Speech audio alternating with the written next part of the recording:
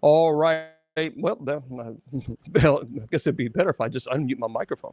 Hello, and welcome to everybody to the presentation. Thank you so much for being here. Happy Friday to you, wherever you are. I appreciate all of you guys being here. And there we go. And now we're live on all of our formats. Yeah. Hey, by the way, Tros, I'm not paying attention to you because you don't matter. Okay. Anyway, for those of you who want to, happy Friday to you. And happy 4th of July. Imagine the trolls are starting. Can you imagine that on a Friday night? On a 4th of July, they have nothing else better to do than troll clergy on a Friday night? Dude, you have got to get a life. I mean, if that's your excitement, whew, I'll pray for you. I will. All right. Anyway, for the rest of you, welcome to Friday night, our paranormal Friday night. Yeah, happy 4th of July.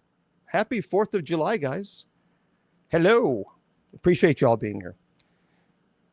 Yeah, you know, there's, I don't take off. I never take off. I'm a workaholic. I believe in working. That's just my nature. But it is the 4th of July, to be fair. It's the 4th of July. So, but even then, I mean, I work on Christmas. You know, when Christmas, I'll be here Christmas Eve. I'll be here Christmas Eve. I'll be here Christmas Day, no matter what. Just like, actually, I do. I went to Loyola University in Chicago. I went to Sullivan University. I graduated summa cum laude. I graduated Argosy University with a Master of Education in magna cum laude. Is there anything else that you need? Any other credentials, Princess? Anything else? Okay, sorry. Someone was asking about my credentials, and it's already started. Imagine. Imagine. All right. Summa cum laude, by the way, means the highest. That's 4.0 GPA. For those of you who are struggling understanding that. Magna cum laude and anyway, cum laude. All right. So appreciate you guys being here. Look, here's what I want you to do. First of all, do us a favor. Go to, in a minute, we're going to put sub chat on because we don't want to deal with trolls here. But if you would do us a favor and go to our sponsors website. So we run the show on KGRADB. Oh, they don't get to me. Believe me, people whose IQ is lower than 2, they don't intimidate me. Not at all. It's actually a shame, but no, they don't intimidate me. It's a battle of the wits. Too bad they came unprepared.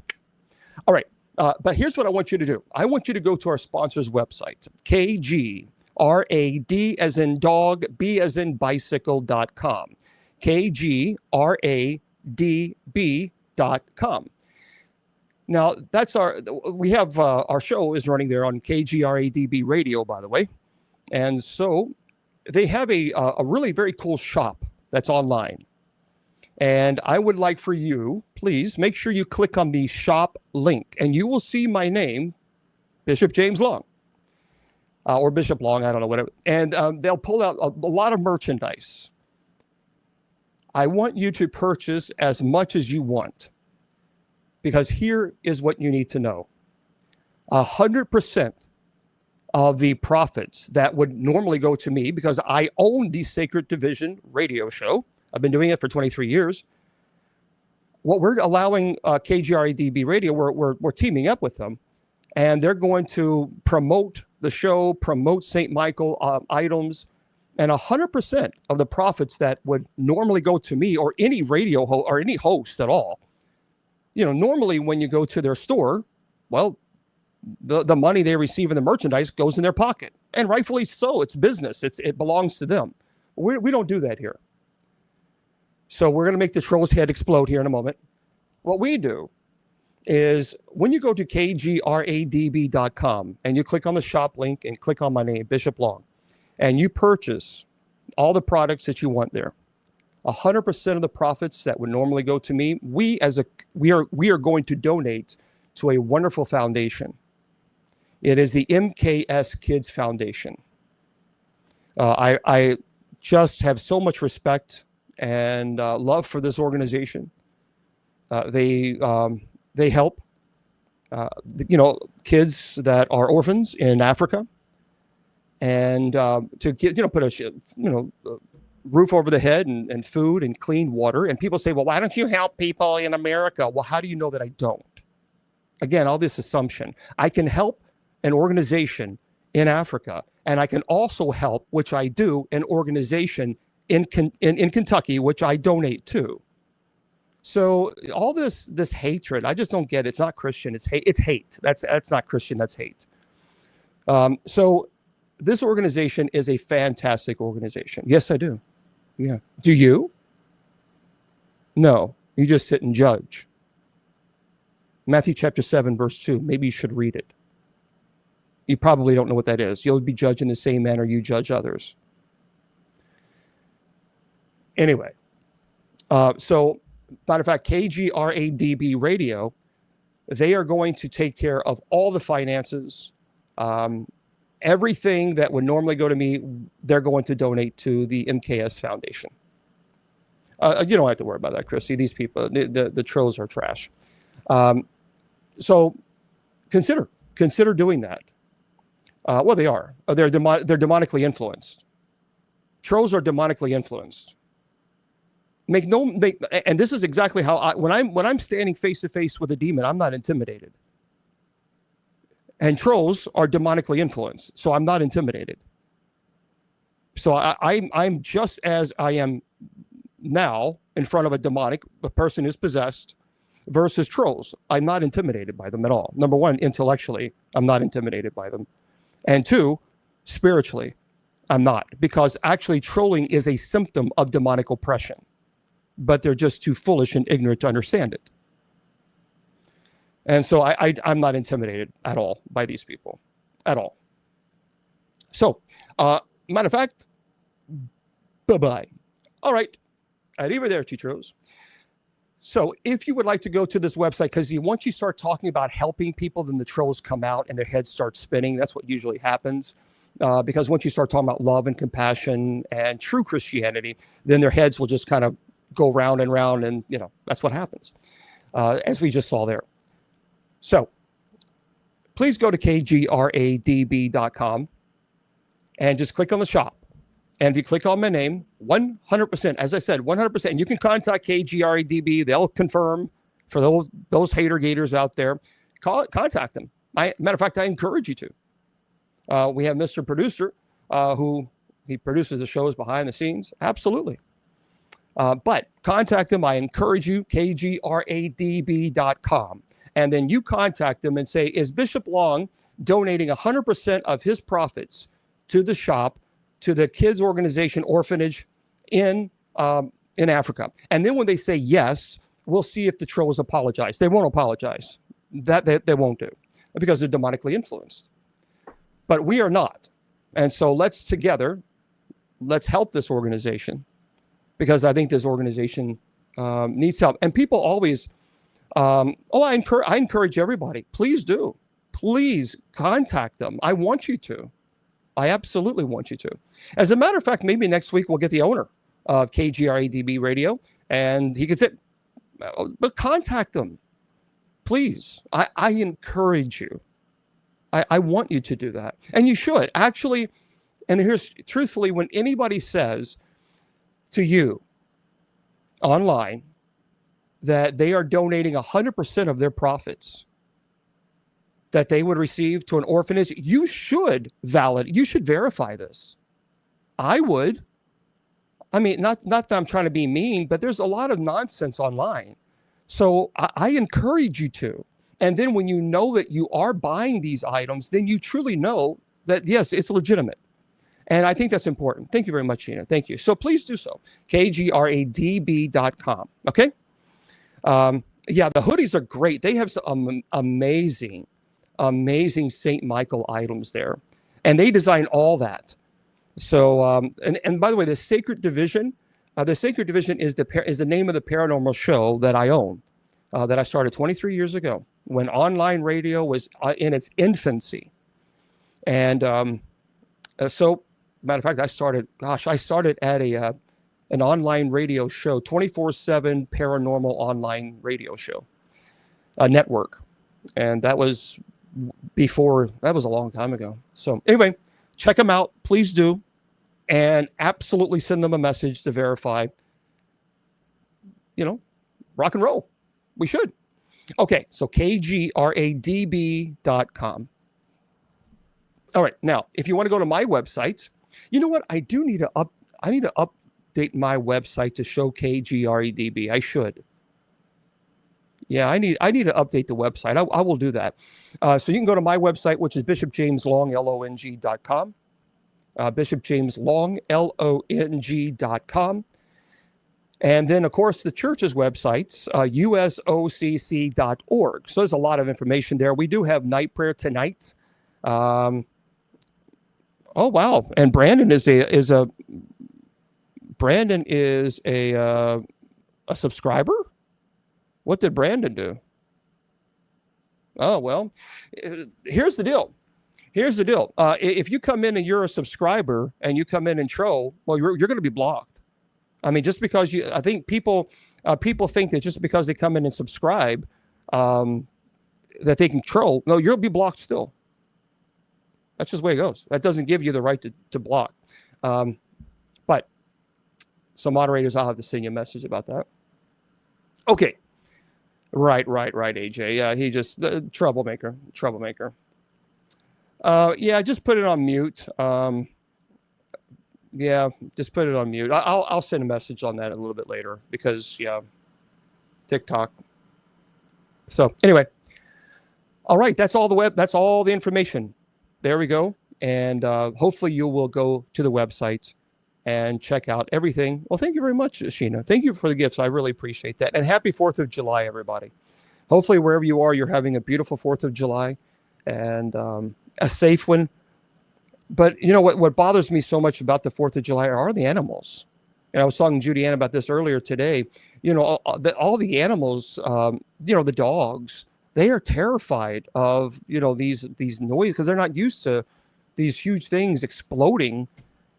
And so many dogs, unfortunately, I used to volunteer at a humane society, and it was sad to see so many dogs picked up because, they would be so frightened. They would jump over the fence or whatever it might be. And then thankfully, now that they're chipped, most dogs are chipped. Thank God for that. But just remember, and your horses, just remember animals are very sensitive to these explosions. I'm sure we might hear a few explosions tonight. Maybe we'll see. I'm sure they will during night prayer. But nonetheless, I want to remind everybody. So here's the schedule before we get into our presentation. Tomorrow, we have the Sacred Division Weekend Edition. All right, that's the Sacred Division. There's a weekend edition, Saturday at 8 p.m. Eastern Standard Time. You can watch it on my social media platforms. Sunday, we have Bible study at 8 p.m. Eastern. And then Monday through Friday at 10 p.m. Eastern Standard Time, we have night prayer. And again, that'll be on all of my social media platforms. And then, of course, on Wednesday at 8 p.m., we have Bible study. So we're busy. We're busy 7 days a week, every day. That's a lot. So for the moderators, thank you for being here. Thank you guys for being here on this happy 4th of July. Tonight we're going to talk about a topic that I've never talked about, but I want to. Because you're going to hear a lot more about this, folks. I'm telling you now, be on the lookout for it. So tonight and Saturday are the only nights that are dedicated to the paranormal. That's it. 5 days a week, we do Bible study and scripture. 2 nights a week, get over it. So, the Anunnaki. The Anunnaki is a really interesting topic. And I've never really talked about it much because I needed to do more research on it because I'd heard so much about the Anunnaki. And I've spoken to theologians about the Anunnaki and their perspective. I'm going to tell you what they are in a moment, but believe me, you'll hear. I'm going to give you the presentation, and then I'm going to tell you what my thoughts are on an Anunnaki. But the reason is I'm doing this is you're going to hear a lot more a lot more about these beings. As we get closer to 2027, I'm giving you heads up now, you're going to be flooded with the Anunnaki. So be prepared for this. They're already starting now. Okay, let's get into the Anunnaki conversation. Yeah, it's good. It's a good night. It's a good night, especially on Friday night. And Judy Ann got me some of these Senior Moments mints. It's kind of upside down, but it's Senior Moments mints. It's memory mints for senior moments. What is she trying to say? I better take one. Okay. Imagine, if you will, doing good. Hopefully you're doing great. Oh, that's Josh. So imagine, if you will, an era before recorded history, a time when the night sky was an unspoiled canvas, glittering with countless stars, and among these celestial bodies, a strange and bright object appears, unlike anything seen before. Now it drifts closer and closer, and it is a glowing chariot of light, moving with purpose across the heavens. Now, in the stories passed down by the Sumerians, the ancient Sumerians, this was no ordinary celestial event. They believed it was a divine sign, an arrival of beings from the beyond. So these beings were known as the Anunnaki, and they were believed to have come from a distant planet called Nibiru. Nibiru is a mysterious world, highly elongated orbit, crossing through our solar system once every 3,600 years. So their ships, described in ancient text, were said to shimmer with iridescent lights, descending from the sky in a blaze of fire and thunder. Now, witnesses from ancient Sumeria, in their writings, claim that they saw immense craft land on the plains, illuminating the land with celestial radiance. The earth trembled beneath their feet as they stepped down, towering over humans like gods.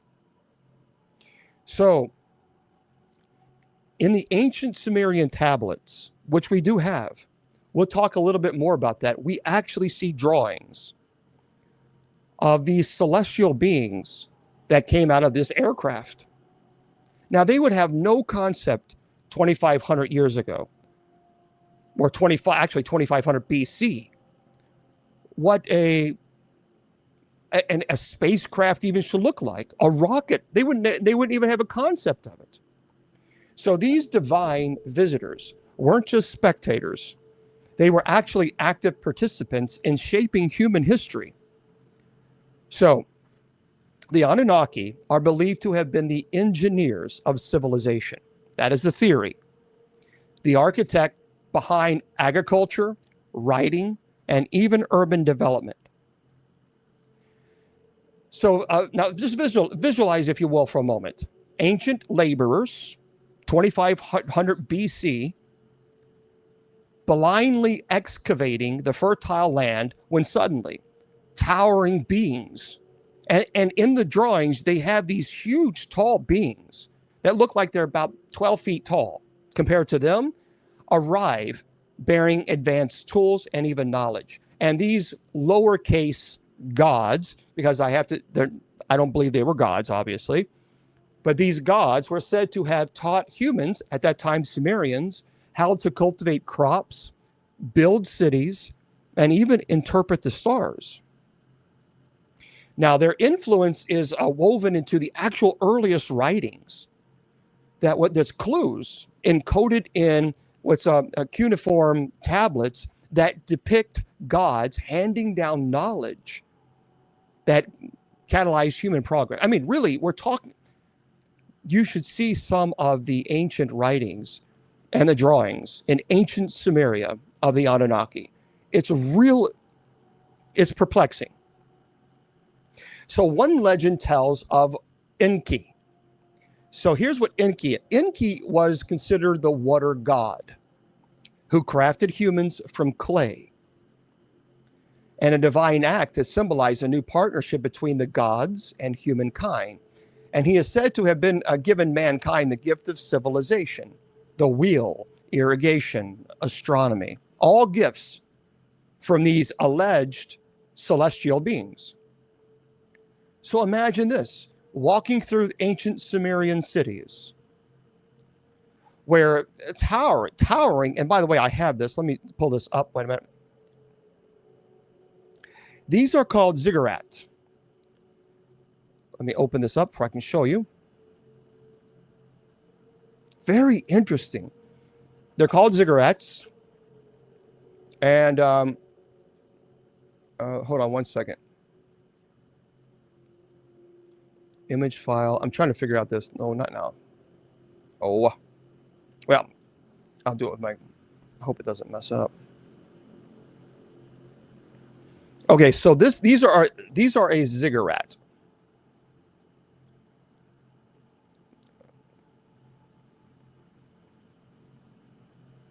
Access through. Okay, I'm trying to show you guys, and it's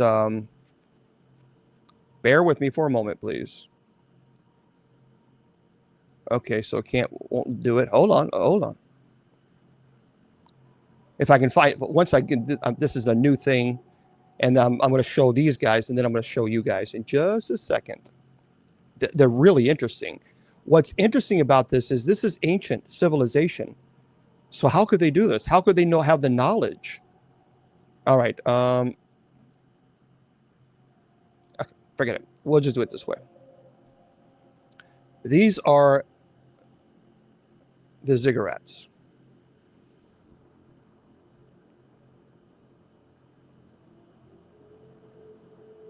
Now, friends, please understand, this is in 2500 BC.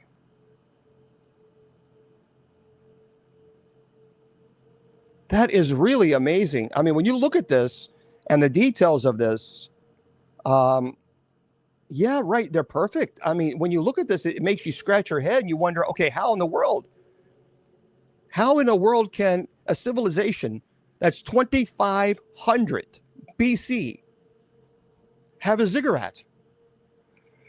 So this is a type of massive structure built in ancient Mesopotamia. It has the form of a terraced compound and of successfully receding stories or levels. And it rises like a stairways to the heavens. So these colossal structures weren't built just for worship. They were possibly intended as portals or markers for the Anunnaki's visit. One theory. There's a great ziggurat of with its step-by-step construction. It was a sacred site, perhaps aligned with celestial events. It served as a bridge between earth and sky. And the carvings and tablets that you see in ancient Sumeria depict winged beings descending from the heavens, their faces luminous with divine light. So could these monuments be evidence of ritual meant to contact the Anunnaki, or markers left behind by those seeking to remember or even invoke these beings? The stories of a great deluge echoes across the natures and cultures. This is what's also very fascinating. I was speaking to Judy Ann. Listen to this. Noah's Ark, the Gilgamesh flood myth, and others. See, the ancient Sumerians describe a story where the Anunnaki, angered by human transgressions, decided to wipe the earth clean with a cataclysmic flood. In ancient Sumerian mythology, there is actually a flood story that is known as the Epic of Gilgamesh. Now, what's interesting about this is it involves the Anunnakis deciding to flood the earth to wipe out humanity due to their noisy and disruptive behavior. So the Sumerian king is warned by the god Enki and instructed to build a large boat to survive the flood along with his family and animals. After the flood subsides, the king offers sacrifices to the gods and is granted eternal life. What's interesting about this is this story shares similarities with the biblical account of Noah's Ark leading to some speculate on potential connections between the two. What I find fascinating, there are people who say that the story of Gilgamesh happened prior to the flood of Noah. That is not correct. That is incorrect. You actually see both of these events roughly 2100 BC, because the argument is the whole Noah's flood story stole from the story of Gilgamesh. No, they did not. Actually, historians that will understand the biblical history and the sort of the Gilgamesh, they actually see it's roughly but the same time, 2100 BC. Isn't it fascinating that both cultures, the ancient Mesopotamia and Noah, contain massive flood stories, which tells me that the flood was not just a small regional story, but rather a global impact. And because it was a global impact, that would explain why they had the Epic of Gilgamesh in ancient Sumeria. I think that's fascinating. Now, just imagine, picture the skies darkening as storms rage for days and the waters rise, emerging and submerging entire cities. Survivors cling to makeshift rafts and stories that echo in many cultures. But what if the Epic of Gilgamesh wasn't purely myth? Maybe it was a real act of divine intervention, possibly triggered, maybe some people say, by the Anunnakis, trying to reset the balance after their creation spiraled out of control. Now, could the ancient flood be a record of actual celestial or astronomical event? Perhaps a rare alignment or asteroid impact. Noticed and remembered by humans as a divine act, forever encoded into history. I personally think that happened. Thank you very much, Nick Starlight. I think it happened for both. And I think with the ancient Sumerians, they tried to make sense of this through their belief of the Anunnakis, and Noah made sense to this with Yahweh. See, the flood story of the Epic of Gilgamesh is estimated to have, again, originated about 2100 BC. And the flood story of Noah in the Bible is believed to have occurred around the same time period. So both stories share similarities in their description of a catastrophic flood event. And it's interesting also, as you explore the ruins, imagine the symbols that's etched into clay tablets and carved into temples. We see this in ancient Sumeria, winged figures with horned crowns, flowing robes, depicting with flowing hair, bearded faces, become archetypes of these divine visitors. See, one emblem, it says, one emblem on it, you see the banner of gods, it says, shows a stylized star or celestial body, signifying their extraterrestrial origin. Now, these symbols recur in artifacts, and there are some historians suggest that they encode knowledge of the Anunnaki's true nature and their celestial home. So are these symbols mere artistic representations, or are they enigmatic codes hinting at a secret history of ancient contact? Could they be a cosmic map guiding us through mysteries of our origins? It really is fascinating when you get deeper and deeper. Now, so as centuries passed, these stories of these Anunnakis faded into legend, but yet traditions persisted, intertwined with other mythologies. Today, the idea persists that the Anunnaki were real beings, visitors who left behind clues, artifacts, knowledge that we are only beginning to understand. Imagine uncovering new archaeological finds, strange symbols, artifacts with materials not native to the region, advanced metalwork, raising questions about whether early humans had help from these extraterrestrial visitors. See, the stories, the symbols, the artifacts, all hint at a deeper mystery. Could, in fact, the Anunnaki still be watching? Do they still hold sway over our destiny? Well, so as you stand on the heels of history, peering into the depths of myth and legend and possible truth, remember that the story of the Anunnaki is a mirror reflecting humanity's eternal quest to understand our origins. So do you think these visitors are merely mythic archetypes or remnants of a cosmic history intertwined with our own? Thank you for subscribing. Now, there are a lot of astronaut theories. Let's talk about that, okay? And we'll go for that.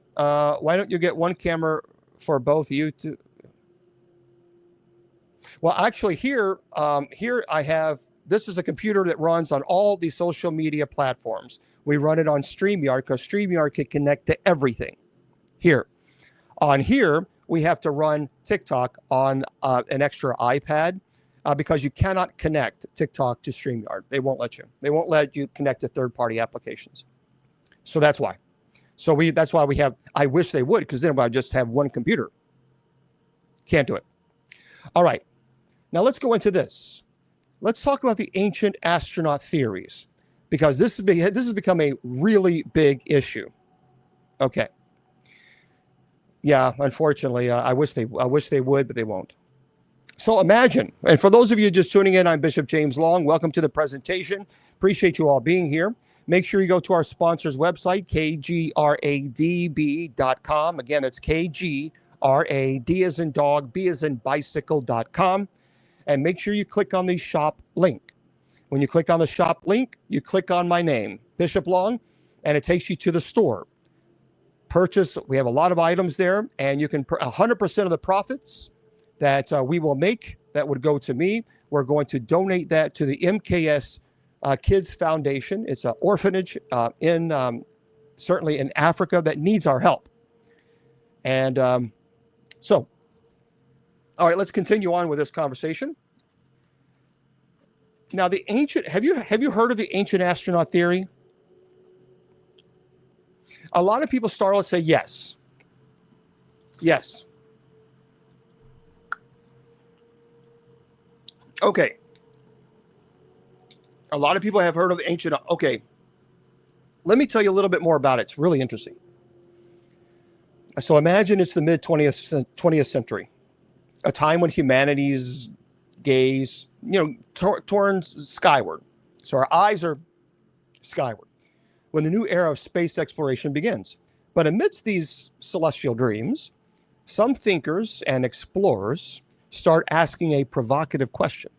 Could the stories of these Anunnakis from ancient times be more than a myth? Or could they be memories of extraterrestrial visitors? Could the Anunnaki of Sumerian legend be real? Well, the curiosity actually ignited a really powerful movement, a revolutionary idea that challenged conventional history, so that the ancient Anunnakis may not have been gods at all, but actually visitors from other planets. And you can understand, if in fact the Anunnaki were real, you can understand why the ancient Sumerians would think that they were gods. So, but picture towering artifacts uncovered in the archaeological sites of Mesopotamia. Intricate carvings. Again, it shows, these carvings, friends, shows winged beings with helmets. I can't explain this. They are wearing helmets. You can actually see some of the art. These winged beings wearing helmets. Strange symbols. And what appears to be, when you see it, spacecraft or chariots in the sky. These images are silent witnesses to a forgotten time when perhaps maybe when the Anunnaki were actually visiting them. Now, one such artifact is the Pietra di Dendera. It's an Egyptian carving that seemed to depict beings arriving in flying aircraft, descending from the heavens. It is the Telo obelisk. It's ancient Mesopotamia sites that show figures in space suits. Their helmets actually shining under the sun. Matter of fact, in 1854, scholars discovered the winged sun disk. Their symbols, you can look this up. Winged sun disk. They're icons representing, many people say divine power, but Some interpret the symbols as celestial craft from alien origin. And the more we find, the more these relics hint at a mysterious technology that surpasses what we believe ancient humans could have known, raising obviously an unsettling question: is history hiding something? Now, enter Zechariah Sitchin. Now, Zechariah Sitchin is a scholar, a writer, who dedicated his entire life to deciphering ancient text. Now, Sitchin proposed a radical translation of the Sumerian cuneiform tablets, and here the stories of the Anunnaki take on a new startling, new meaning. In his book, The 12th Planet, thank you there, Sheena, thank you. Sitchin tells of a 12th celestial body, Nibiru, lurking in the far reaches of our solar system. And according to him, the Anunnaki came from this distant planet, arriving in enormous spacecraft, what he called starships. These beings, he argued, were not gods, they were extraterrestrial engineers. Now, Sitchin claimed they genetically engineered early humans, particularly to serve as laborers for their resource extraction, particularly for gold. But imagine these ancient Anunnakis as alien miners coming to Earth to harvest precious metals, and in the process shaping human civilization. Well, his interpretation of the ancient text painted a picture of a cosmic drama, being from the stars who shaped the very fabric of human life, leaving encoded messages in myths and texts and symbols buried deep in the sands of time. Now, from this perspective, the stories of the Anunnaki wielding fire, flying chariots, divine weapons, they're not allegories, but memories of alien technology. For example, some people will say, here's a theory: the Bible, Ezekiel's vision, a fiery chariot in the sky. Many people say become a possible account of an alien craft viewed by ancient prophets. The famous Vimanas, it's an ancient, an Indian epics describing flying machines capable of traveling vast distances. So these descriptions read like ancient jet fighters, now understood as part of a long lost memory of advanced aerospace technology. Some researchers now point to the mysterious Nazca lines, enormous paintings in Peru, suggesting that they are vast runways or even landing strips made for spacecraft. Others interpret the Baghdad battery as an ancient power source, not a simple artifact, but evidence of electrical knowledge long before modern science. Now, again, I'm presenting these theories. But here's what's not a theory. We do have paintings, drawings, if you will, in ancient Sumeria of these winged creatures wearing helmets. We do have these depictions of what looks to me, it looks to me like rockets. Now, how in the world would they know this? In 2500 BC, they wouldn't even have the concept of a rocket. But imagine ancient astronauts arriving in glowing advanced ships, descending in a brilliant flash across the sky. Thank you.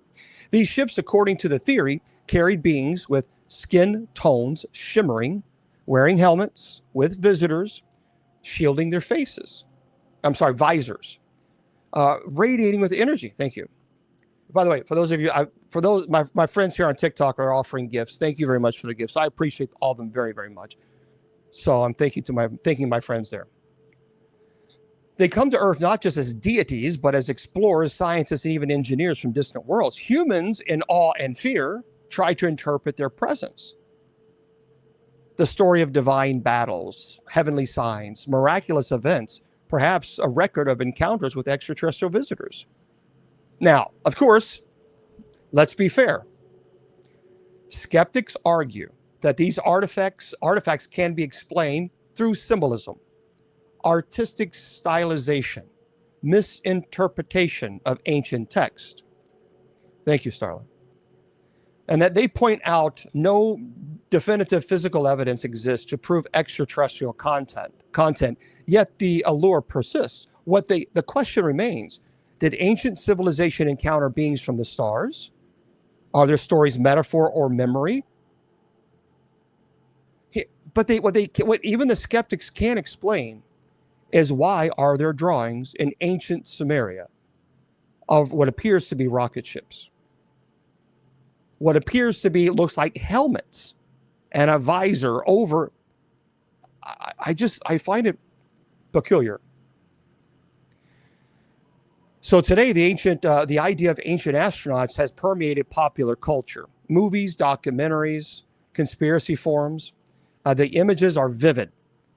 These ancient beings as spacemen, secret underground bases, possibility that humanity's true origin involved cosmic visitors. Some UFO enthusiasts claim to witness sightings that actually corroborate with ancient astronaut theories and argue that the government, hides knowledge of extraterrestrial contact, especially relating to the Anunnaki, who might still be observing, or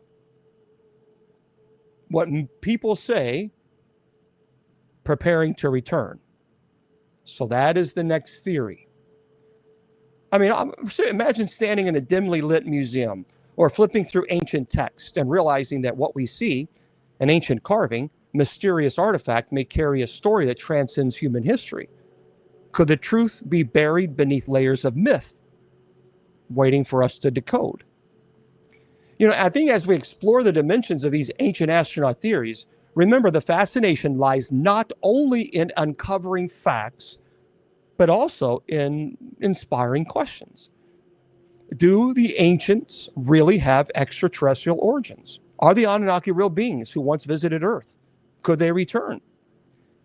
Here's what I believe. I believe that there are people who have experienced UAPs, unidentified aerial phenomena, UFOs, whatever you want to call it. Now they're UAPs. I had the opportunity to speak to the person, the fire in the sky, Travis Walton. I had the opportunity to meet him a couple of times and actually speak to him about his experience. If you've not seen the movie, it's called Fire in the Sky. After speaking with him, you after a while you can kind of get an idea. You can kind of get a feeling of if someone is actually telling you a lie or someone is telling you. When I walked away from that conversation, I did not think he was lying at all. And if you have not seen that movie, I would encourage you to. Our friend, Willie Windwalker Gibson, who also has told his story. I know for a fact that I saw something. Now, I don't know what I saw in the sky. This happened 15 maybe years ago or so. Maybe 20, I can't remember. But it made such an impact on me that we immediately ran on the radio and we were saying, we just saw a UFO. We weren't even scheduled to be on the show that night. They had no shows. We said, we're going live. We saw this metal, very fast moving item. Eric, I don't know. I didn't hear anything. But we saw it very fast. And we saw a Louisville Metro Police Department helicopter chasing right behind it. Because I was a chaplain. So I know what the LMPD helicopters look like. And I could clearly see it. I mean, it wasn't so high that you couldn't see it. And it was chasing after this thing. And it was having a hard time keeping up. And then eventually it stopped. It stopped. I could see the whole thing. And it kept spitting out these like red spheres. Look, that's what it looked like. These red spheres. It's just spitting them out. And then the helicopter was just hovering around it. And then it just took off. I mean, just shot up. It just took off. Now, I don't know. What was really interesting, many people in Louisville saw this. And it was even on the news.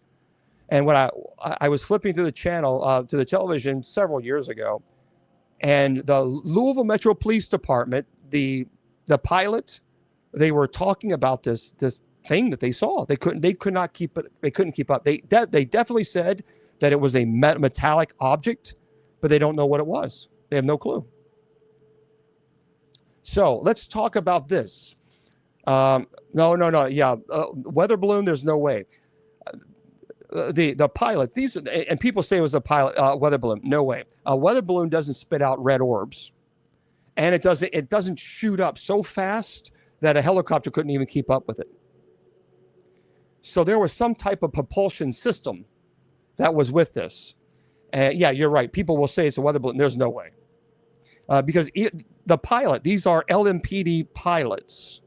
They are very familiar with weather balloons, and they said, no, there's no way this was a weather balloon. Thank you guys for the gifts. So here is a very interesting topic that I want to talk about. The 2027 prophecy and the return of the Anunnaki. So, folks, if you have not seen this, you're going to start seeing it. I promise you, you're going to see a lot. And I mean a lot. Right. People will say it's a weather balloon, but I'm going to trust the LMPD police officers, the pilots who said this was a metallic object that was 100% not a balloon. Okay. So here we go. Let's get into it. There is a serious 2027 prophecy that the Anunnaki will return. I promise you. Here it is. So imagine sitting around a flickering campfire, gazing up at the star-filled sky. Somewhere, lost in the whispers of history and the shadows of a legend, a mysterious prediction has taken root. The year 2027. The claim, the Anunnaki, the ancients from the past, are destined to return. Now, my friends, this prophecy is not born from mere speculation. It is actually written in text, whispered by many secret societies, even echoed in visions, an echo from the distant past. Now, where did this date originate? How did it become intertwined with these ancient visitors? Well, we got to rewind to the early 21st century, where modern mystics and conspiracy theorists scour the ruins of ancient civilization for signs. So they examine astronomical alignments, decipher cryptic text, analyze symbols, searching for patterns, clues, perhaps maybe even messages. And some even point to Zechariah Sitchin's translations and interpret the alignments of planets or the cyclical orbit of a supposed Nibiru as evidence of apocalyptic or transformative events linked to the Anunnaki. Now, others interpret biblical numerology, such as the number 7, symbolizing completion, divine intervention, and combine it with the Mayan calendar. So it's cycles or even Egyptian numerology, asserting that 2027 is a pivotal year, an event horizon, where the veil between the worlds shimmers thin.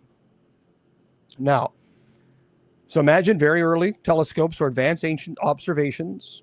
They tracked immense celestial bodies, possibly the Nibiru, or some unknown planet hurling through space. And ancient texts mention wandering stars or fire in the sky.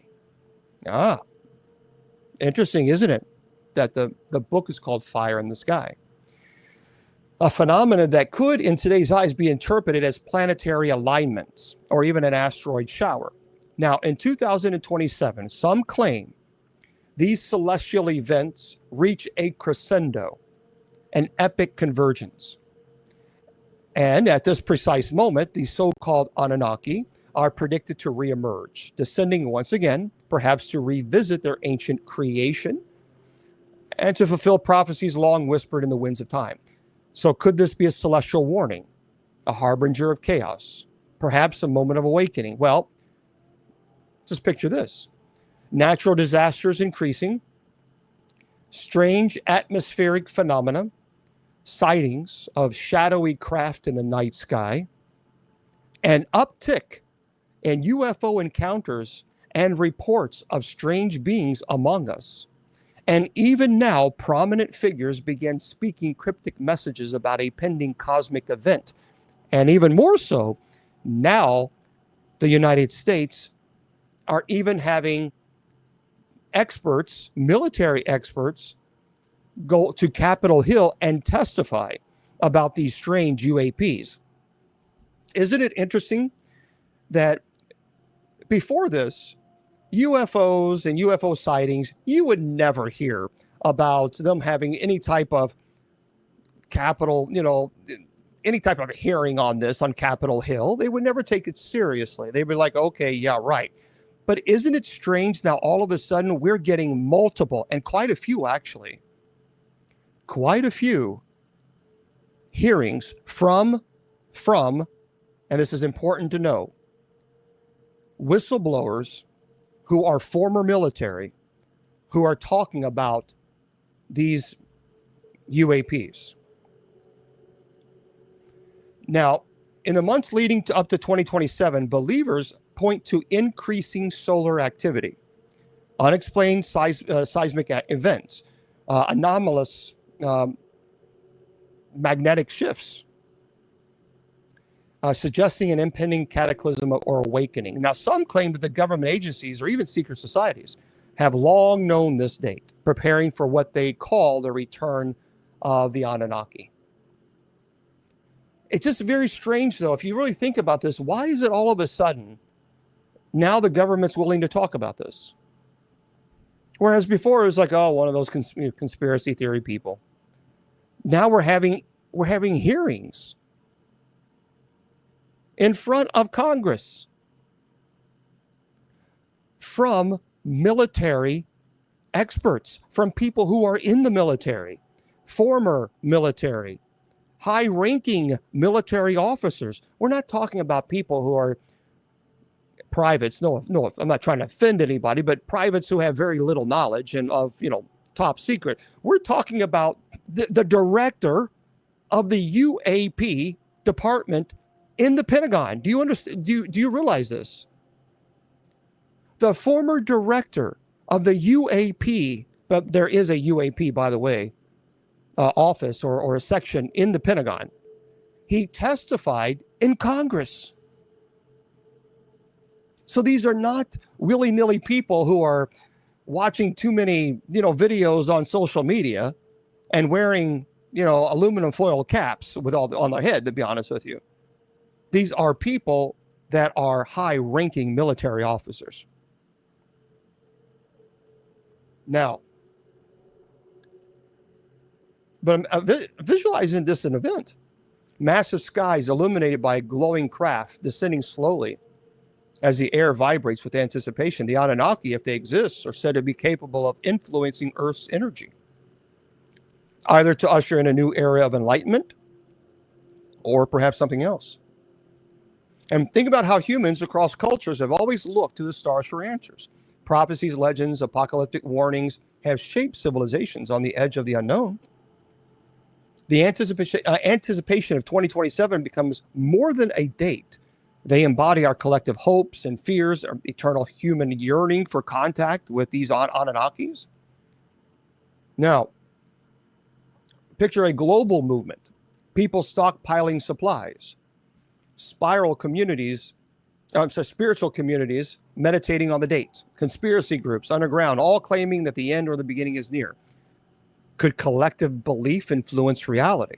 Could the very focus on 2027 accelerate events? Folks, I'm telling you now, you're going to hear a lot about this. Mark my words, it will be everywhere. Everywhere. Or is it simply a myth? A narrative that's woven into the modern mythos, crafted to inspire, warn, or unify us in wonder. So as the year 2027 approaches, the unanswered questions remain. Will the Anunnaki return? Are they real beings or just echoes of ancient stories? Is this date a cosmic coincidence or a divine marker? And if they do come back, what will happen? Either way, it leaves us wondering, are we truly alone?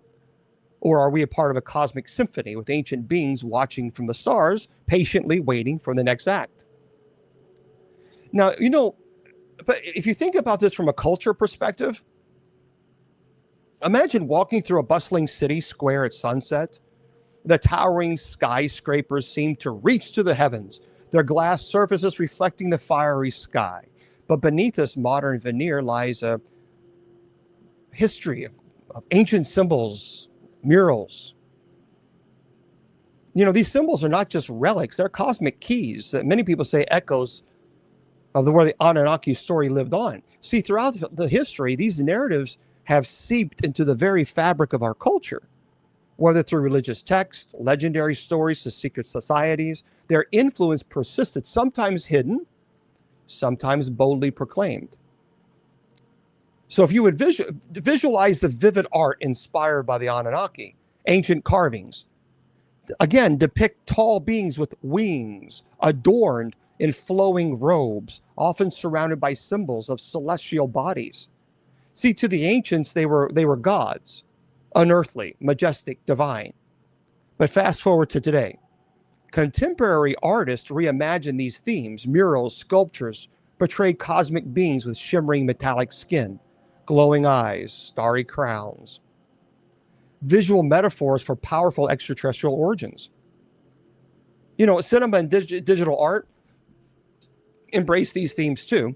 Films like Prometheus or Arrival or Independence Day explore human-alien interactions echoing ancient legends of contact.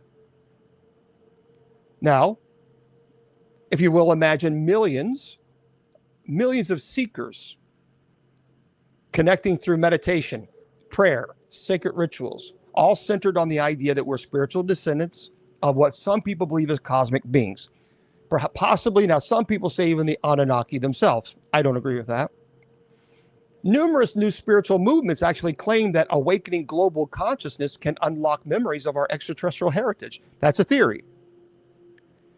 And there also, by the way, you may not know this, in some spiritual communities worldwide, practices incorporate symbols, the winged discs, the star charts, ancient seals associated with gods from the heavens. People chant cosmic mantras, believing that the consciousness expansion brings us closer to understanding our divine origin.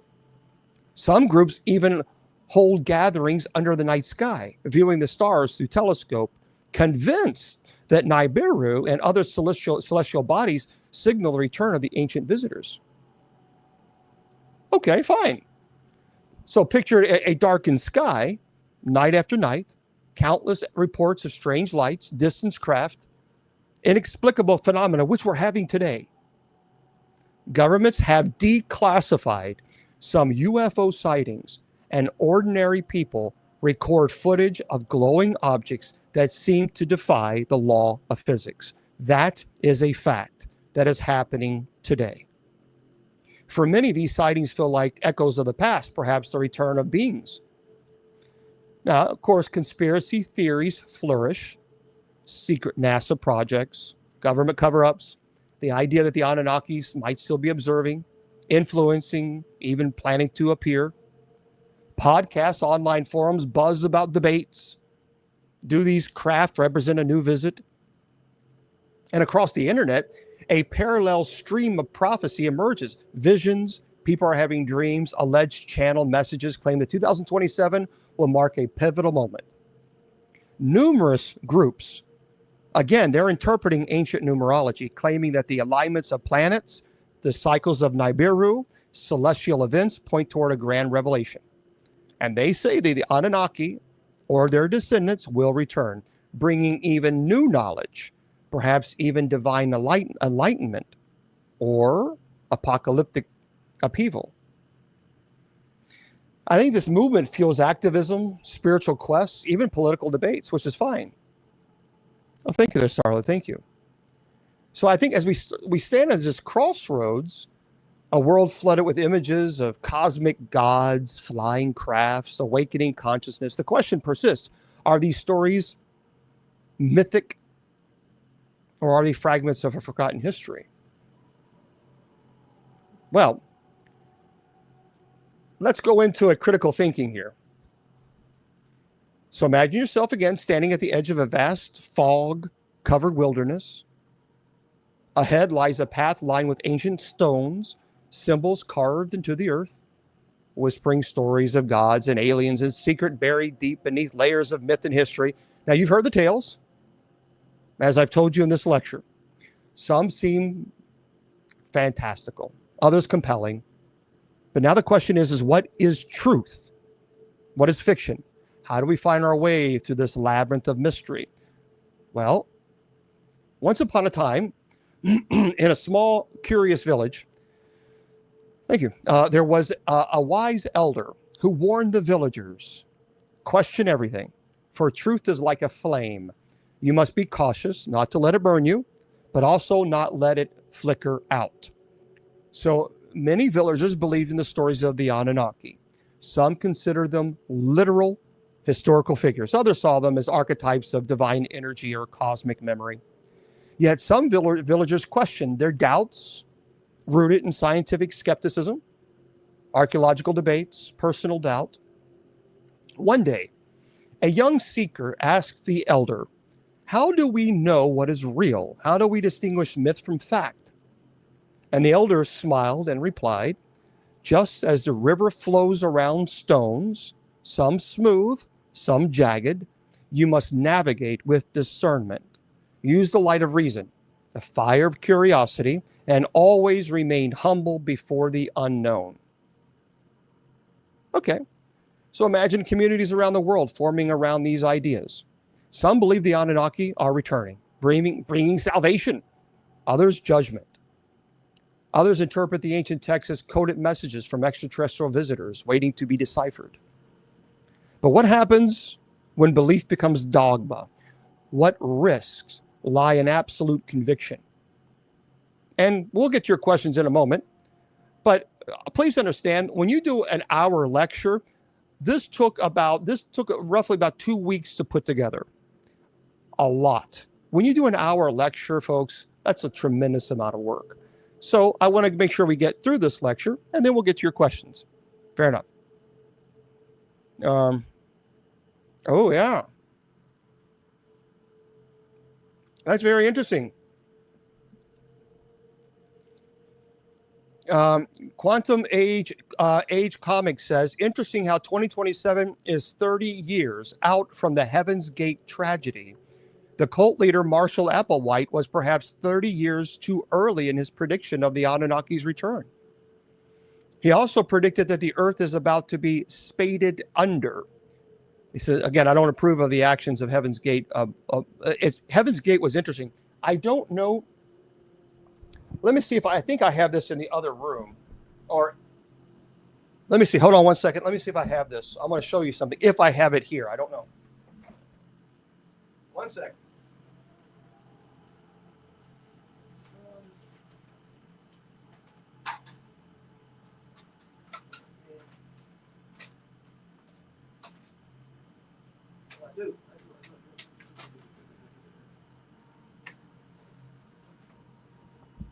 So I actually have something ultra rare.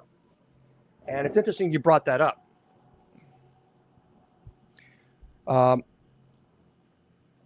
This was given to me by a family member. Well, it wasn't given to me by a family member. It was given to an individual. And the individual asked if I wanted it because they were kind of getting older and they didn't know what else to do with the items. He collected very odd things. He loved history. He was a history buff. And so one of the family members gave him this.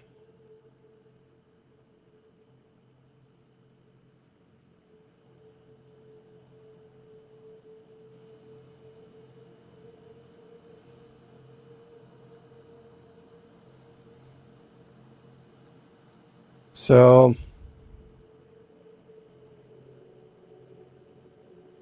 this is and according to him, this was an actual patch, an actual patch worn by one of the Heaven's Gate. I don't know which one it was. He wouldn't tell me, but one of the Heaven's Gate people.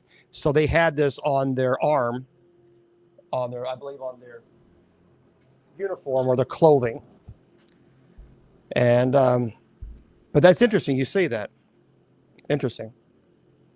Here you talk about asking Mark, is it going to be okay? I'm not going to have it. Yeah, we'll get to it. I promise you, we'll get to it. So history shows us, again, that faith and skepticism can both guide us, but it can also lead us astray. Now, picture scientists and archaeologists diligently excavating, testing, questioning. They seek tangible proof, artifacts, genetic data, astronomical alignments, proof that can stand the test of scrutiny. Yet in the absence of conclusive evidence, theories flourish in the fertile soil of imagination and interpretation. Sometimes extraordinary claims require extraordinary evidence, a golden rule in critical thinking.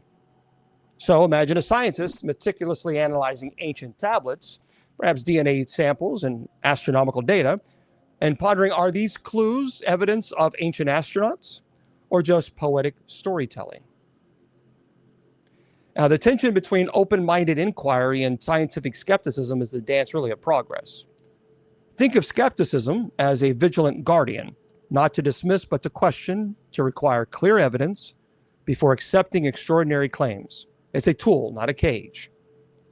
And imagine a wise philosopher who says, hold your beliefs loosely, like a butterfly in your hand, protect it from harm, but be ready to let it go if the evidence demands it. So, and at the heart of the critical thinking, balancing wonder with rational inquiry, imagination with no evidence. So I invite you, my friends, ask yourself, what do you believe about the Anunnaki? What evidence would convince you? And could your beliefs be influenced by cultural or psychological or social factors? Are you open to changing your mind if new evidence emerges? Are you seeking truth or confirmation of what you already desire or believe? I mean, if you think about this, when we share ideas about the Anunnaki, we contribute to this ocean of belief and ideas, sometimes stirring currents of enlightenment, sometimes waves of misinformation. Therefore, responsibility lies with each of us. How do we navigate these waters? Well, I think by fostering dialogue, openness, critical inquiry, or we can co-create a collective understanding, one that respects mystery but demands integrity. So, I mean, generations before us, explorers gazing at the night sky, seeking signs, dreaming of alien visitors, divine messengers, cosmic brothers and sisters. Today, we continue that quest, not just through technology and science, but through understanding ourselves. So the story of the Anunnaki is more than ancient myth. It's a mirror held up to our own curiosity and fears and hopes. And as we question and debate, explore, we evolve. So, we journey through the ancient texts, deciphered Sumerian hieroglyphs, we talked about them, examined the intriguing artifacts that hint at the existence of the Anunnaki, mysterious deities whose presence has fascinated scholars. The Anunnaki emerged from the cradle of early civilization. Their stories woven into to Mesopotamian culture. They were depicted as powerful beings, sometimes even seen as gods. Other times, extraterrestrial visitors whose influence shaped human history. Their narrative speaks of creation, rebellion, demise. I think perhaps the most compelling element in our journey lies in the ongoing debate about their true nature. Are they merely mythological figures, grand allegories created by ancient storytellers, or do they represent real entities? Perhaps visitors from distant stars. Right, and that's a good question. In 69, and how advanced are they now? So if in fact that they did exist, they must have been obviously very advanced if they came. So now we're talking, 5,000 years more? How far more advanced are they? I think as we reflect on these questions, it becomes clear that the story of the Anunnaki is more than just about ancient legend. Again, I think it's a mirror to our enduring curiosity about what we are, where we come from. And the story invites us to look beyond the surface, to question accepted narratives, embrace the mysteries. So we have to remember that the quest for knowledge is a journey without a final destination. The Anunnaki serve as a reminder. Some stories are timeless. Some questions may never have definitive answers. Yet it is through our persistent inquiry and critical thinking and open-minded exploration that we keep the flames of curiosity alive. Well, I don't think there's anything wrong with that. Now, let's go into a brief history here.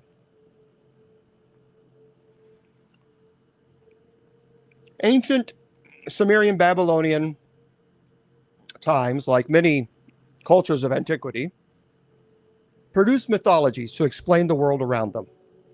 The Epic of Gilgamesh is one such mythology. Several versions of the epic poem exist. It is a 12-tablet Akkadian version that's the best known. The story centers on the friendship between the principal character, Gilgamesh, and Enki, or Enkidu. Gilgamesh, the king of Uruk, is 2/3 god and 1/3 man. He has oppressed the people of Uruk, so the gods create Enkidu to distract Gilgamesh. Their unlikely friendship results in a journey of fantastical adventures, resulting in the unaliving of Enkidu. Now, I think a really important note to know here, and a feature in this epic flood story that I talked about earlier, in which a character and his wife survive a great flood and obtain immortality. Now, their existence of this flood story, many similarities to the Genesis account, indicates a common source. Thank you very much, Starla. Beautiful. Thank you. Beautiful. Thank you very much. It does. I mean, the existence of this flood story has a lot of similarities to the Genesis account. It indicates a common source. Rather than the Genesis flood account being copied from the Epic of Gilgamesh, both accounts are entirely separate records of something that actually occurred, a global flood.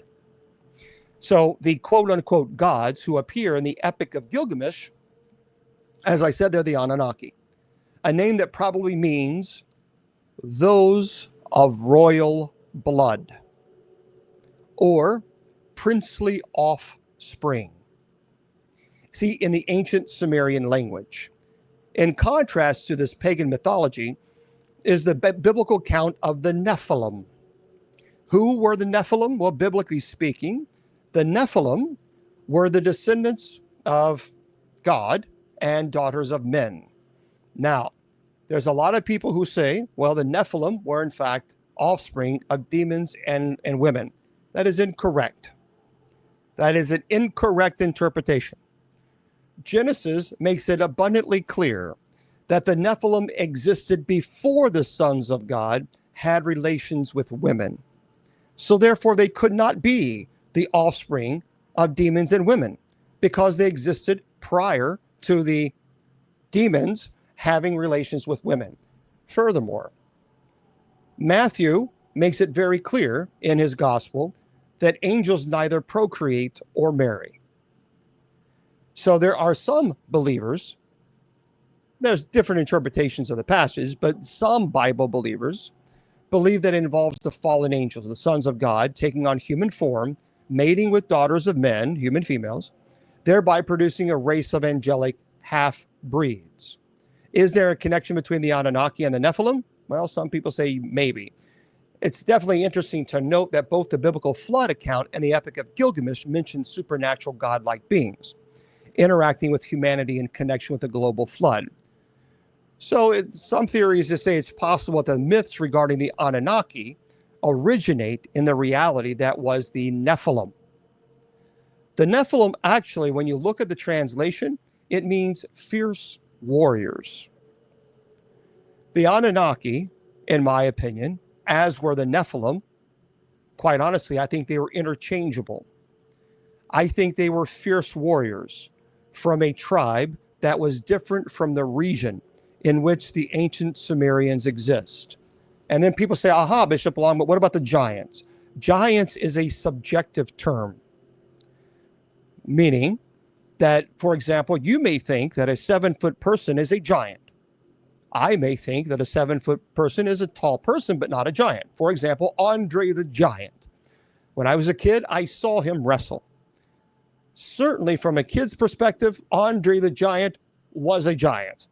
No ifs, ands, or buts. I saw him. I was quite close to Andre the Giant when he walked down the aisle. And as a kid's perspective, he was a giant. Now, perhaps maybe from a person who is a 6'5" man or something of this nature, Andre the Giant was a tall guy, but would they define him as a giant? Probably not. In the same way that you could Goliath.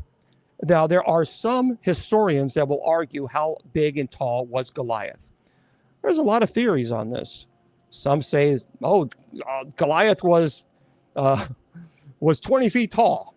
No, not at all. But if you look at it from historical perspective and the way it describes him, many historians, biblical historians, would say that Goliath was probably between 6'8" and 7'2".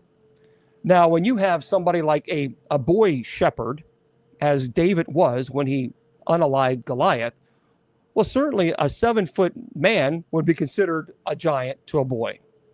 So I think that we're understanding the terminology objective truth and subjective truth is different. Yeah, and absolutely. Bill's asking a great question. Historically, could Sumerians have called Noah by a different name of Gilgamesh? And it's quite possible. Now, 100%. I mean, I think it's quite possible. Yeah. When we look at this, yeah, the ancient Sumerians. Do we know the ancient Sumerians knowing of Noah? Unfortunately, I wish we had more information, but we don't have a whole lot of information there. There are similarities, certainly. Look, the Great Flood is commonly associated with biblical narratives in the book of Genesis, as it mentions. And in ancient Sumerians who lived in Mesopotamia had their own flood myths that predate, many, many years ago, obviously. Some say it predates Noah, and I disagree. And if you look at the Epic of Gilgamesh, I encourage you to read it. It includes a story of a great flood and a hero who survives by building an ark. So there are absolutely similarities between the Sumerian flood story and the biblical story of Noah. It is unlikely, however, that the Sumerians knew Noah specifically. So the biblical narratives of Noah is thought to have been developed by ancient Hebrews based on earlier Mesopotamia flood myths, including those of the Sumerians. But did they know them? There really is no way of saying, yeah, they know. Now, there are some say that even Goliath may have been as tall as 9 foot tall. Is it possible? Well, certainly it is. No question it is. Only because we now understand why that may be the case. There is a particular tumor in the brain that causes, I forgot the gigantism. I think that's, I know it sounds generic, but I think that's the type of issue that's what Andre the Giant had. And that is also Paul White. I believe that Paul White, I think that's his name. He goes by the Big Show. And they both have that. To where, the body just gets larger and larger and larger and larger. So it's quite possible that Goliath may have suffered from that. Right. So when we look at the two stories, we see a lot of comparison. Here's what I can't explain. Unless they're proven to be fraud, which it can possibly be. But if we have conclusive proof, with conclusive proof, that these ancient Sumerian writings and drawings, if they are legitimate, and there are some historians that debate this, but if we can prove without argument that these are 100% proof, and again, these are ancient, there's a lot of debate. But if we can prove that these are right, then the question is how would they know this? How would the ancient Sumerians have knowledge of these ships? I can't answer that. Or even helmets. Helmets didn't even exist then. So how would they even have the concept of what a helmet and a visor is? I don't know. I don't know. Yeah, so I don't know. It's interesting. I'm up to learning more about it because I definitely believe that there's something out there. I do not believe we're alone. No, I do not. The idea. Do you know? First of all, I went to space. I'm a space nerd through and through. I went to space camp as a kid. That should tell you all you need to know.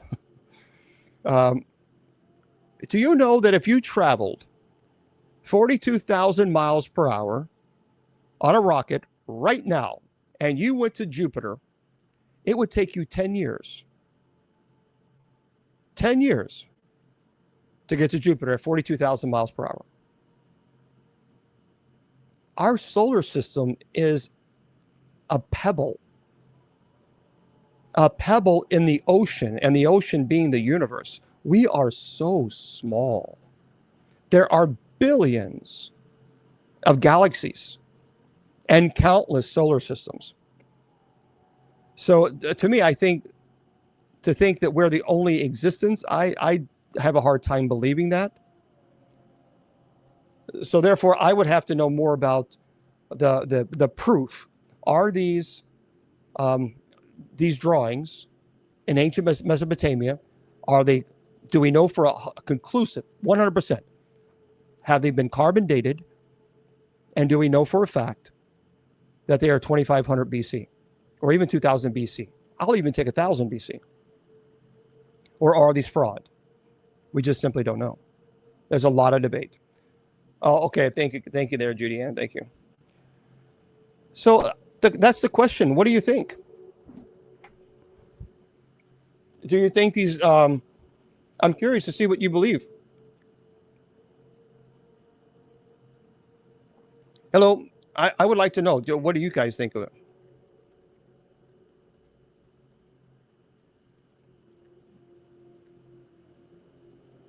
Hold on. I'm doing some real quick.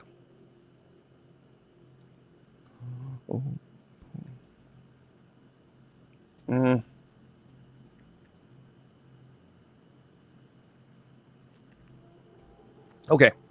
You think they're angels? I don't know.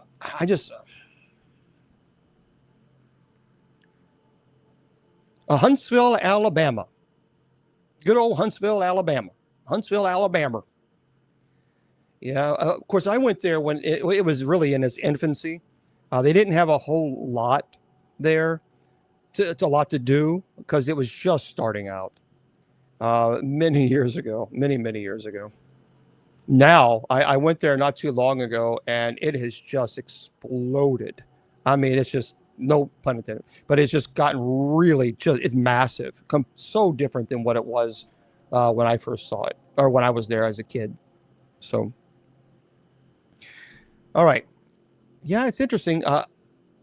So when you think about Anunnaki, there are many theories out there that they are actually going to be returning in 2027. I mean, if they do, what do they want?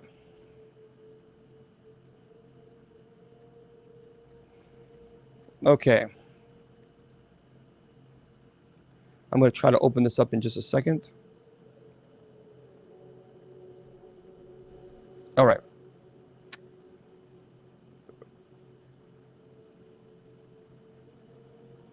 Okay. Yep.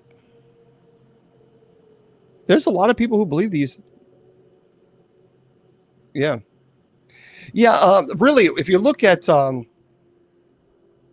Zechariah Sitchin, his book really is absolutely convinced that they will be returning, and some said even 2022. Some people say 2046. Some are even saying 2054. So there are some debate, but I'm letting you know now, 100%, you're going to get They will know more about this. Now, there is a theory, and this is really interesting, that the Anunnaki are, and again, there's a different type of aliens. There's the Greys. They're also called the reptilians. So there are some theories out there that the Anunnakis are reptilians.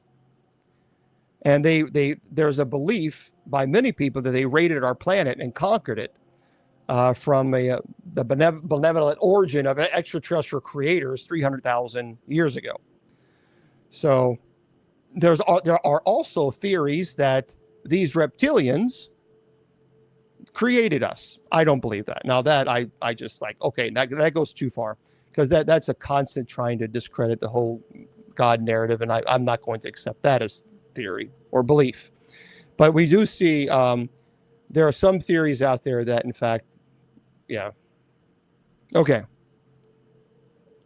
yeah, it's a CERN. Yeah, there's a lot of theories that they're returning because of CERN.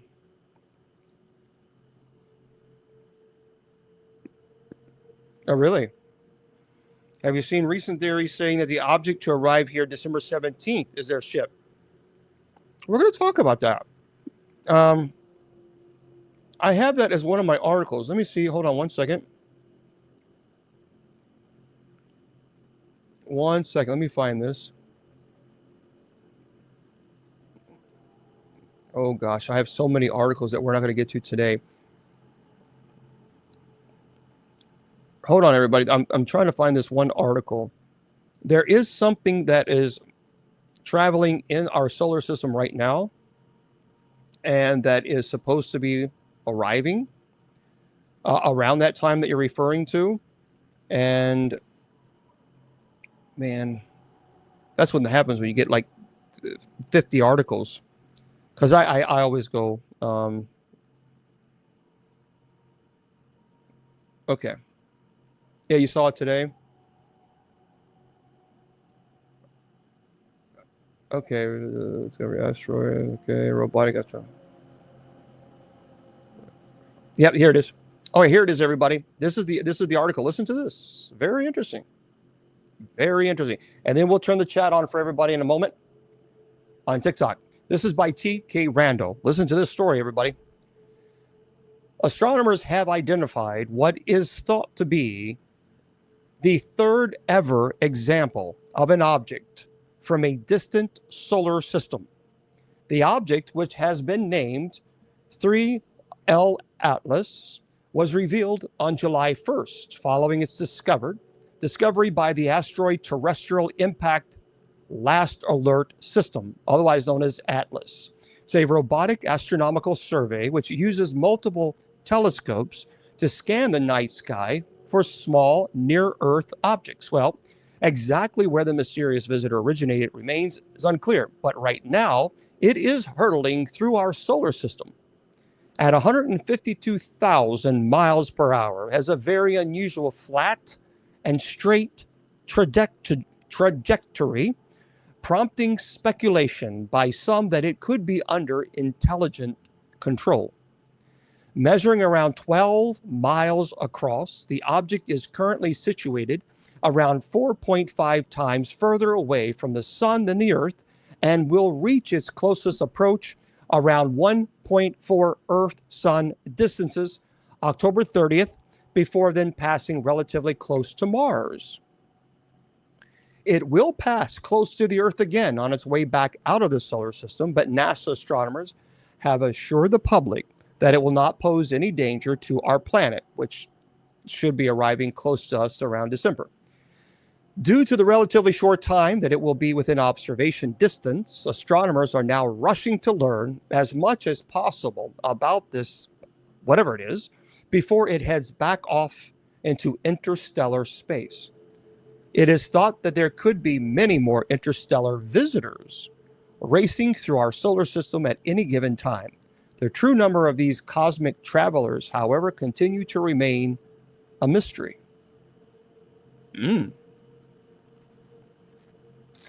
Well, so there we go. We don't know. It's kind of right. But it is interesting when you think about this on ancient Mesopotamia. Again, we know that there are artworks of various objects and symbols that some people, when I look at them, I interpret it as possible representations of UFOs. But we got to, obviously, the ancient Mesopotamians did not have modern knowledge of technology, so they would have interpreted any encounter or even phenomena within their own culture and even religious framework. So, but it's worth wording that ancient art often depicted mythical creatures and gods and symbolic representations rather than literal interpretations. But I see similarities between these depictions and modern ideas of UFOs. But there's no concrete evidence to support the idea that the ancient Mesopotamian art shows real encounters. But when you see this is art, it's like, come on. I don't know. I can't dismiss it. Matter of fact, let me see if I can find something here. One second.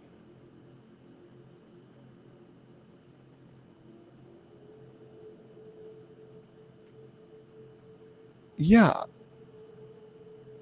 There's a lot of, if you look at, there's a lot of ancient UFO. It doesn't make sense. Let me see if I can take these pictures. One second. I'm going to show you.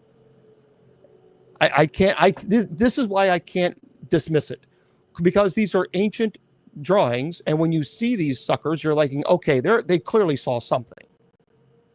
Now, what they saw, I don't know. But let me show you these two pictures in a minute. And this makes you think, what did they see? All right. Just these alone, and then I'll show you. One sec. I'll do it this way because it's easier. Okay. And we're going to do this one.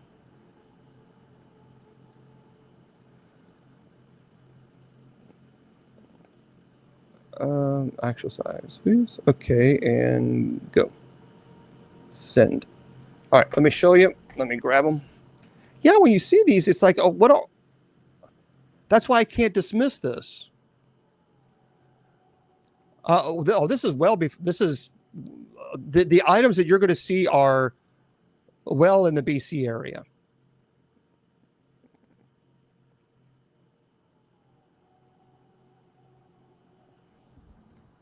This is some of the ancient Mesopotamia.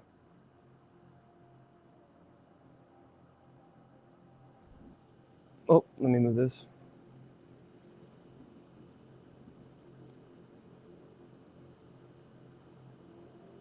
I mean, come on. Or this.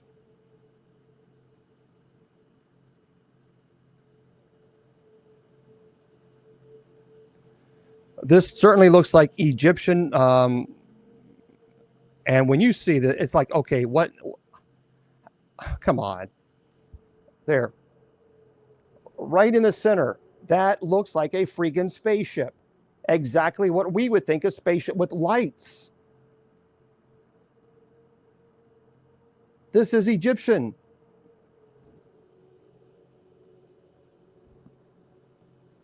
I mean, come on. Look.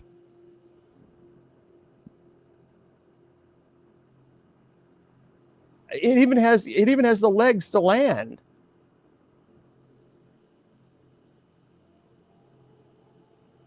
See, when you see this, this is why I can't just dismiss it as, well, it's just all nonsense.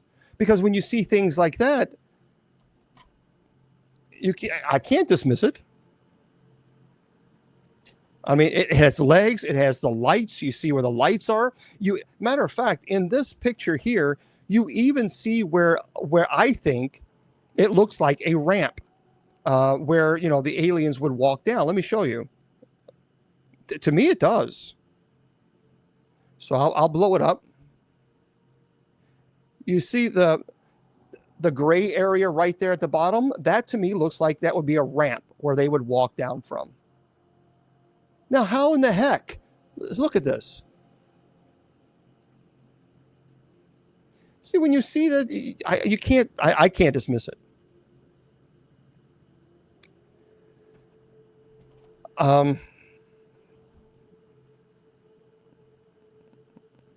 Anyway, yeah. So there we go. Anunnaki. One second, let me open this up for everybody. So it's ANN U. Hello. ANNUNAKI.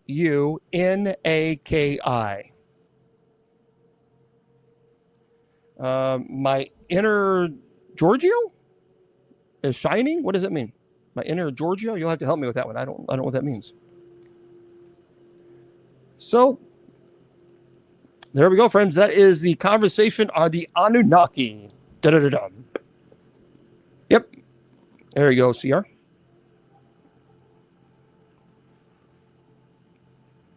Because when you see ancient drawings like that I just showed you, and that's just one, but when you see ancient drawings like this, you have to question. I do. What is that? How could they possibly? A spaceship didn't even exist at that time. Cars didn't even exist. Trains didn't exist. None of that stuff existed. None of that. So how could they even had a concept of this round circle with lights? It's too descriptive. That's the problem. To me, it's too descriptive. They have the light where the lights come out and the feet. I don't know. So anyway, okay. Yeah, Jennifer, we don't know. That's the issue, isn't it? Is there's a lot of theories as to what these things are. No, I never said it is. What I did say, and I showed you proof of these paintings, and you have to make it with your decision. But here's the problem: you have to then explain how any type of culture could possibly create what clearly, in my opinion, is a UFO. They wouldn't have a concept of it. They wouldn't have a concept of lights. They wouldn't have a concept of even the UFO. So while you may say it's not biblical, okay, all right, fine, then explain it. Nope. I've just said to you, then explain the picture.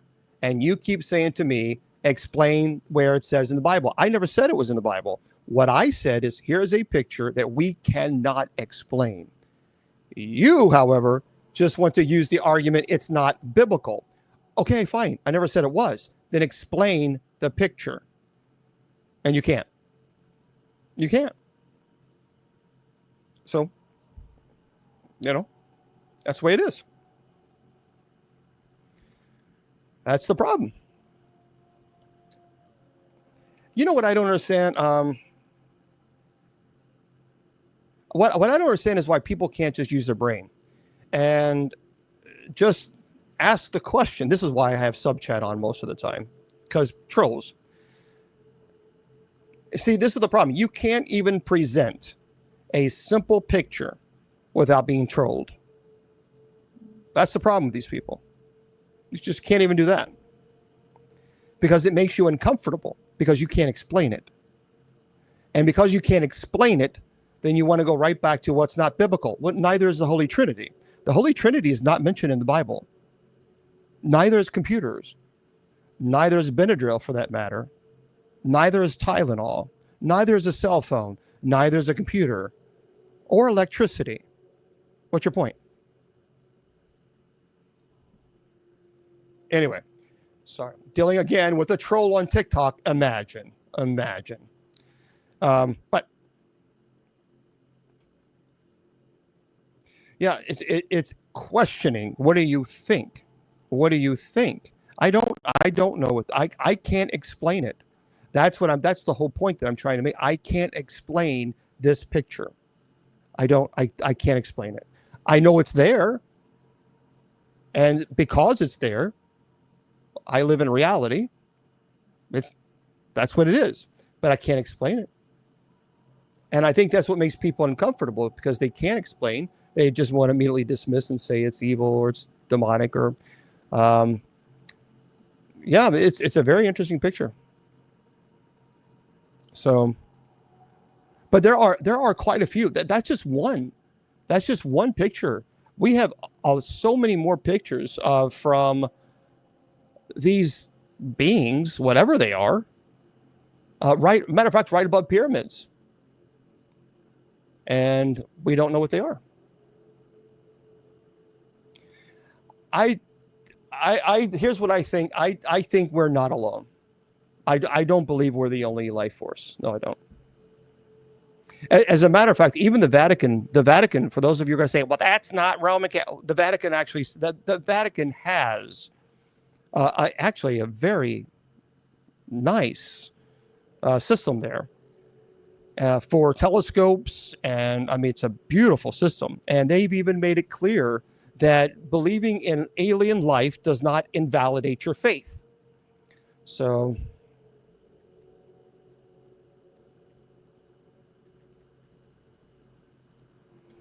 all right.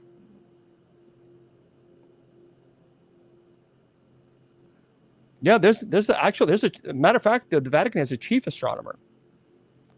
And if you want to be very specific, the Vatican, the chief astronomer, the Vatican chief astronomer said publicly, who's a priest, by the way, that aliens could be considered brothers as part of creation. And that's what he said. I didn't say it. So, okay. Even Pope John Paul was asked about aliens. And he said, always remember, they are children of God as we are. So, and like I said, the Vatican astronomers even went clear, even clearer. So, I don't know. So for those of you who are going to throw out the Roman Catholic thing, well, then learn what the Roman Catholics said first. But they have an observatory, which is a brilliant. It's unbelievable. And the Vatican astronomer made it very clear that there's no reason not to. So, it's true. I mean, the Vatican, he's on record as the Vatican astronomer is on record stating that he actually believes that they could be our brothers and that it doesn't invalidate our faith. So he's on record of saying it. Okay. But it's an interesting theory nonetheless. But look, I have not there. Pillar? No. Here's the deal. Well, see, people always ask me, do I think these things are demons? Folks, demons don't need spaceships. There's no need to have spaceships. What would be the point? So they don't need them. There are too many people. This is one of the reasons why I believe that aliens exist. There are far too many people that are having experiences that they cannot explain. Travis Walton is one of them. He wrote a book. There's a movie called Fire in the Sky. I met him. He was absolutely credible. He talks about how he was abducted by these aliens. There have been so many people who have been abducted and who've told their stories. There have been so many people who have seen them, police officers, pilots, far more. Look, people say, well, this is nonsense. Well, look, there are pilots in the sky who flew, matter of fact, Japan Airlines, he was a captain, 747. And he reported this in a time when reporting UFOs was kind of taboo. He didn't care. He was going to report it because what he experienced was so overwhelming that he thought there's something not right, because this object was 3 football fields long, and it went so fast that it was just zipping here and zipping down. He actually was afraid that it was going to hit the 747. So when you have things like who are pilots, who are professional, that's what they do. They observe, and they're in the sky a lot more than you and I. And not only that, but you have fighter pilots who have reported seeing these things. We actually now have undocumented evidence, finally, released documents that were top secret of these UAPs that cannot be explained. They can't be explained. So when you see like Michael can't be like a normal human being. But there's no question that there's something going on. What that is, I don't know. But we have something. Okay. Yep. So there we go. Now, I'm going to remind everybody, don't forget, tomorrow we are here. We have the Sacred Division, the weekend edition. We have a lot of articles that we did not get to today. And I mean a lot of articles. So we'll be doing that. We'll be discussing that tomorrow at 8 p.m. Eastern Standard Time. Tonight, we have night prayer at 10 p.m. Eastern. And then on Sunday, we have Bible study at 8 p.m. Eastern Standard Time. So we're going to be busy. We're going to be here all weekend. We're here all week. Monday through Friday, we have night prayer.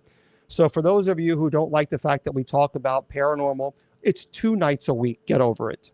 5 nights a week, we dedicate, obviously, to prayer and Bible study. 2 nights a week, we talk about the paranormal. Wow, 2 nights out of 7 days, I think that's a pretty good deal. There are some people that do paranormal every single day, and that's their right if they wish to do so. Anyway, for those of you who are listening to this on podcasts, I say good night to you guys. Okay, so we're going to wrap this up here on our podcast. Everything is podcasted, by the way. You can go to bishopjameslong.com. And you can scroll down to Spreaker. And if you do that, then it will be up there. Matter of fact, I'm doing it right now for you guys before we hang up the show. And for those of you who are trolling, I can't see what you're saying because I'm looking at another computer. I don't know if you're aware, but your trolling will have to wait to get my attention because I'm looking at this